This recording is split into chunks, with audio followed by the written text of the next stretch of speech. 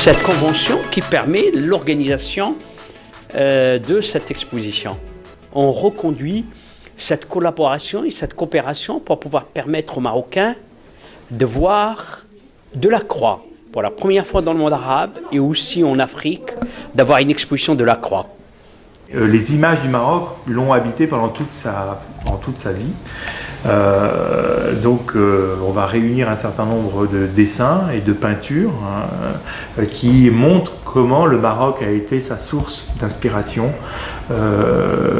pendant toute sa vie, et il a repris des motifs tout au long de sa vie. Mais nous voudrions faire aussi, c'est la raison pour laquelle Mehdi a organisé un colloque au mois de septembre, une exposition très particulière pour le Maroc, avec nos collègues marocains, notamment avec l'Académie, pour comprendre aussi l'influence de cette peinture sur les artistes marocains.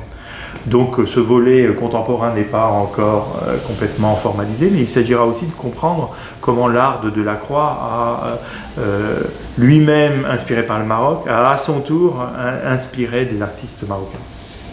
Donc cette convention, elle rend possible cette exposition. Donc c'est un accord cadre pour faire cette exposition ensemble au musée Mohamed VI au printemps.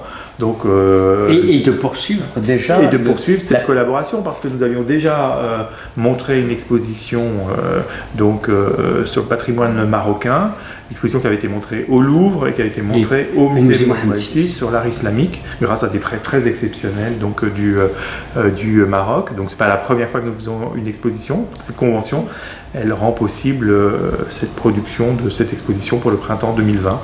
Vraisemblablement avril, juillet, août 2020, donc il faut qu'on arrête les dates.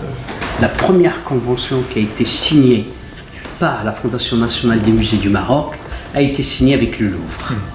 C'est un premier point. Le deuxième point, c'est que grâce à l'exposition qui a été organisée avec la volonté de M. Martinez, nous avons pu aussi, avec les accompagnateurs du Louvre, à répertorier les objets que nous avons et les œuvres aussi. D'ailleurs, c'est ce qui nous permet, grâce à cette coopération, cette exposition du Maroc médiéval, ça nous a permis maintenant d'avoir les œuvres pour faire le musée de l'art de l'islam qui aura lieu à Fès, en même temps, bien évidemment, que le musée de la mémoire et de la culture juive au Maroc de Fès, dont Sa Majesté a donné le coup d'envoi il y a à peu près un mois et demi. Moi, je peux saluer M. Martinez.